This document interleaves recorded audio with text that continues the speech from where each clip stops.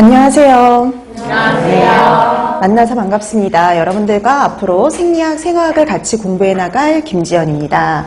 자, 우리가 이제 이번 올해 있을 44회 영양사를 준비하기 위해서 모였는데요. 우리 생리학이라는 과목 같은 경우에는 이제 여러분들도 다 아시듯이 식사요법하고 아주 밀접한 관련이 있어요. 그래서 생리학하고 식사요법, 그 다음에 이제 영양교육을 묶어서 우리가 이제 60문항 정도가 출제가 되는데요. 그 중에 이제 생리학이 차지하는 비율이 되게 높다라고 얘기를 할 수는 없어요. 하지만 여러분들이 생리학을 기본적으로 해두지 않으면은 또 식사요법이 제대로 될 수가 없기 때문에요. 우리가 생리학은 가장 기본이 되는 식사요법을 하기 위한 가장 기본이 되는 과목이다라고 생각을 해주시면 될 것 같습니다. 자, 그럼 여러분들 이제 우리가 이제 그 영양사 준비를 위해서 생리학을 공부하는 거잖아요. 그래서 여러분들이 기본적으로 영양사 시험이 220문항으로 구성이 되어 있는 건 알고 계시죠?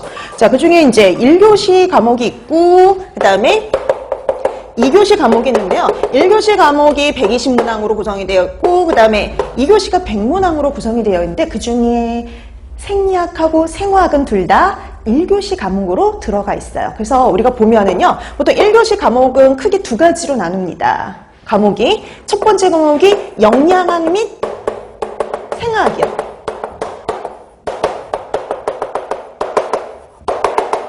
이거 60문항. 자, 그 다음에 이제 두 번째 과목이 뭐냐면은요, 영양교육하고, 그리고 식사요법 및 생리학이에요. 요거 합쳐서 이제 60문항. 그래서 총 120문항으로 구성이 되어 있죠. 그래서 여러분 보면 생화학이 하나는 영양학하고 묶여 있어요. 그러니까 생화학하고 영양학이 아주 밀접한 관련이 있고 이 두 과목을 같이 공부하면 좋다는 소리예요. 자, 그 다음에 여기도 마찬가지 생리학을 이렇게 영양교육처럼 따로 두지는 않고요. 식사요법하고 묶어놨죠. 이 두 과목이 되게 밀접한 관련이 있다는 소리예요. 그래서 생리학이 제대로 바탕이 돼야지 여러분들이 식사요법을 공부하기 쉽고요. 그 다음에 여러분들이 영양학을 공부하면서 생화학을 같이 공부하면 둘이 또 도움이 될 수 있는 과목이라고 생각하시면 됩니다. 자, 그래서 영양학 및 생화학에서 생화학이, 그 다음에 식사요법 및 생리학에서 또 이렇게 생리학이 이렇게 같이 끼어 있는데요. 문항수로는 생화학이 더 훨씬 많은 문항이 출제가 돼요. 그래서 이제 우리가 그러면 이제 생리학 및 생화학을 우리가 2달 동안 공부를 해야 되는데요. 우리가 보통은 한 과목을 2달 동안 하죠. 근데 우리가 생리학, 생화학 두 과목을 2달 동안 우리가 진행을 해야 돼요. 그래서 실제적으로 조금 시간이 부족할 수가 있습니다. 그래서 그때 여러분 중간에 한 번쯤은 보강을 할 수 있다라는 거 꼭 생각해 두셔야 돼요. 자, 그래서 이렇게 생화학하고 생리학이 진행이 되는데요. 그래서 이거를 하루에 조금씩 이렇게 나가긴 애매해요. 그래서 우리가 1시간 반 정도는 생리학을 하고 1시간 반 정도는 생화학을 하고 이렇게 하면 진도가 너무 지지부진하기 때문에요. 먼저 첫 번째 달에는 생리학을 끝낸 다음에 그 다음에 두 번째 달에 이제 생화학을 들어간다라고 여러분들이 생각하시면 될 것 같습니다. 그래서 우리가 생리학 먼저 시작하고 그다음에 두 번째 생화학을 가는데 우리가 이제 생리학에서 이제 공부할 거, 이제 생화학에서 공부할 거, 이거는 같이 이제 순서는 크게 상관은 없지만 우리가 먼저 여러분들이 조금 더 쉽게 생각할 수 있는 생리학을 먼저 시작을 하긴 해요. 근데 나중에 다 공부를 끝내고 보면은 오히려 더 생화학이 쉬울 수가 있어요. 자, 그래서 순서는 생리학 먼저, 나중에 생화학을 진행한다. 이렇게 봐두시면 될 것 같아요. 자, 그 다음에 여러분들 요 120문항을 시험 볼 때요. 시간은 100분이에요. 그럼 여기서 또 알 수 있는 사실이 있어요. 120문항이 100분 동안 시험을 치른다 이 소리는요. 여러분들이 시험 문제 다 풀고 답안지 작성하는 데까지 100분이에요. 그러면 이건 무슨 소리냐면요. 문항이 그렇게 길지가 않다는 소리예요. 그러니까 120문항을 100분 사이에 다 풀고 답안까지 작성하는데 시간이 절대 부족하지가 않아요.